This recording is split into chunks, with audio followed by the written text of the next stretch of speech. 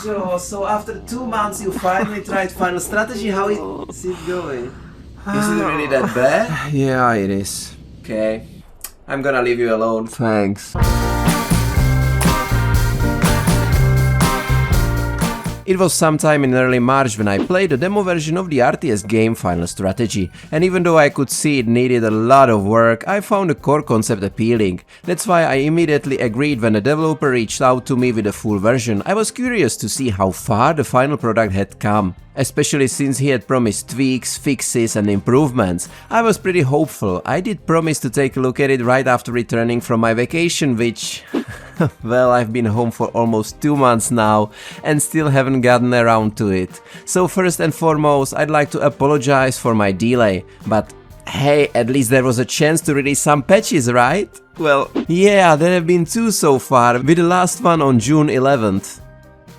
I started with a story campaign first. It begins with a mission familiar from the demo, so I knew what I was getting into, so to speak. A few positives right off the bat: units of the same type can be selected with a double click, and for infantry an icon showing their weapon had been added, which I also think is nice. Unfortunately, queuing several orders in a row still doesn't work, and that's how my gradual descent into the depths of Final Strategy began. A levitating soldier or vegetation disappearing in the corners of the screen is the least of my problems. I click on an enemy, my units march calmly towards it, and I wait nervously for them to start shooting. Fortunately, the maximum range is visible, but it's not all that great, so you have to mentally adjust to it. There's no way to save or load your game, you can only restart the entire mission. Keyboard shortcuts are practically non-existent. This bothered me the most during direct vehicle control, where it's actually a pretty significant problem. Constantly moving the mouse down to the right corner to click the button and back is quite annoying, especially since there's a shortcut to exit this direct control mode. Actually, there's no other way to get out of it at all. At the same time, I often find that my vehicle is turned exactly 180 degrees the opposite way when switching to this mode. There's nothing like constantly spinning in the around like an idiot. At least they can properly reverse now. The game doesn't pause when mission objectives are presented. In fact, you can't pause it at all, except by opening the game menu. It would be handy for issuing multiple commands, like when you want to capture 6 vehicles at once, but tough luck. High IPM or nothing.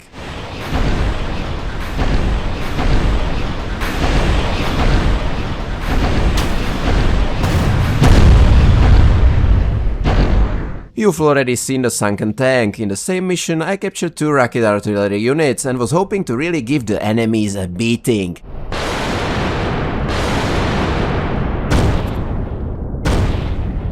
Both stopped working after a few shots, and no, they really didn't run out of ammo. The same thing happened again a few missions later.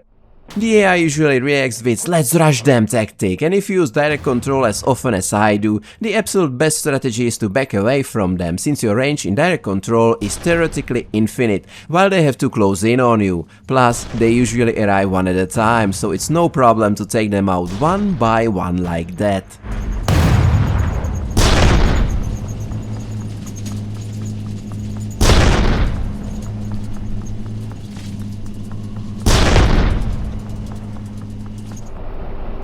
I managed to write this all down during 2 or 3 missions and started thinking about possibly writing another "should you refund" video, but in the end I dismissed that idea and decided instead to at least finish the campaign. After all, it's only 10 missions. The story centers on a mysterious officer who decided to make a rather bold one-way all-in move and gain access to all the nuclear weapons left in the stockpiles of world powers after the Cold War. You can probably guess that this didn't make many people happy, and the player's task is of course to stop this maniac.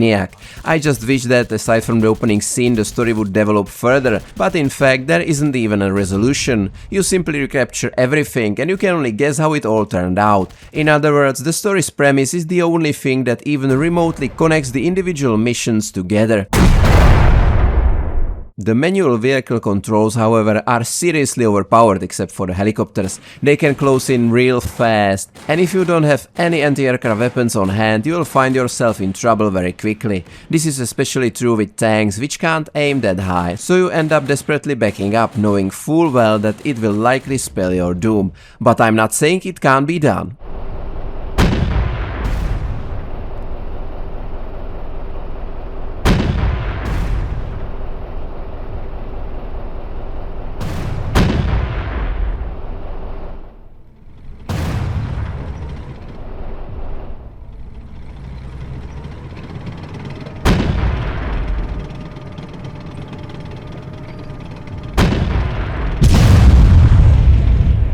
The mission content in the first half of the aforementioned 10 missions is actually quite inventive. We've already seen the scientists escape in the demo, there's also weaving between patrolling tanks or storming bases. You will even have your units split in two with the connecting path mined. I like these ideas, even though they are actually quite primitive. It's just a shame that the developer ran out of ideas in the second half and every mission starts to feel the same. Capture the base. Sure, the intention is probably to convey we are gradually liberating these bases and approaching the climax, but for me it just felt like, another base. How original. I would especially like to mention the mission that's all about spies. At first I thought I would have to quit right there because I really wasn't in the mood for it, but in the end it turned out to be pretty easy. You just have to remember that while snipers mean an insta-kill for spies, their line of sight is very limited, or those watch out for patrols missions. I took the first one seriously, kept my guard up. For the second I just drove around in a single tank, and for the third I simply drove right into each base and destroyed the stockpiled ammo faster than the enemies could destroy me. It helped a lot that only the guards at the gate noticed me, the rest were tactically waiting to see what would happen next. It wasn't until the last mission that I snapped out of my lethargy. In addition to the obligatory "oh my god, they have a nuke! Destroy this location so they can't use it!" there was also "and take over these locations!" I know, that's a massive upgrade. It's a real shame that none of these missions offered any twists, any changes or any need to alter my plans. Maybe at least in the final one there could have been an unexpected counterattack, or I could have tried to capture that unknown officer, or since everyone is so eager to launch those nukes, I could have had a time limit for that. But unfortunately, nothing, not a single bit. Outside of the campaign, there are several sets of missions available, each centered around a specific theme. I'll admit that I deliberately tried at least one of them to get the rough idea, but I don't really have the energy to play them all. We are already familiar with Hunt from the demo. It involves capturing 2 points, or rather clearing them of enemy units. Okay, still it's better than Strategic, where the player has to defend against enemy attacks. I couldn't care less about that. Meanwhile, night operations sound pretty interesting. Yeah, it takes place at night, and because of that you can't use direct vehicle control, which means I lost my biggest advantage. On the other hand, it's so insanely dark that I gave up on that mission. Plus, as soon as a drone spots you, several worries from rocket launchers immediately fly towards your position, and unfortunately they are guided with pinpoint accuracy.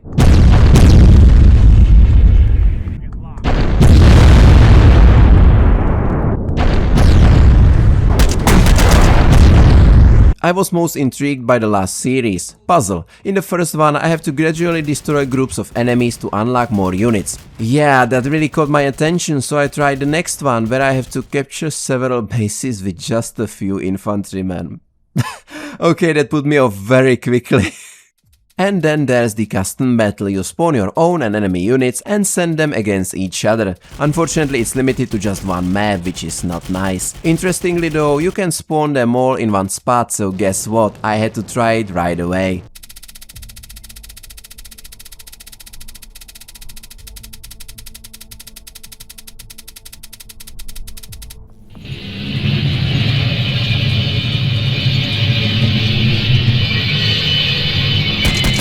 Major respect, it did stutter a lot, but it didn't crash. But anyway, those are just little quirks to experiment with. I would really love to find some positives here, because in a way I feel bad for it. I know that as a reviewer I should be objective and not let my own preferences influence me, but you know, a one-man project and right off the bat a pretty ambitious RTS like this? Such a shame. Sure, I couldn't have put it together on my own, so in a way I respect that, yet Final Strategy is a rather shaky little game overall. Just think about it, similar game like that, Regiments, is also largely the work of the single person, and what a great indie strategy game it turned out to be.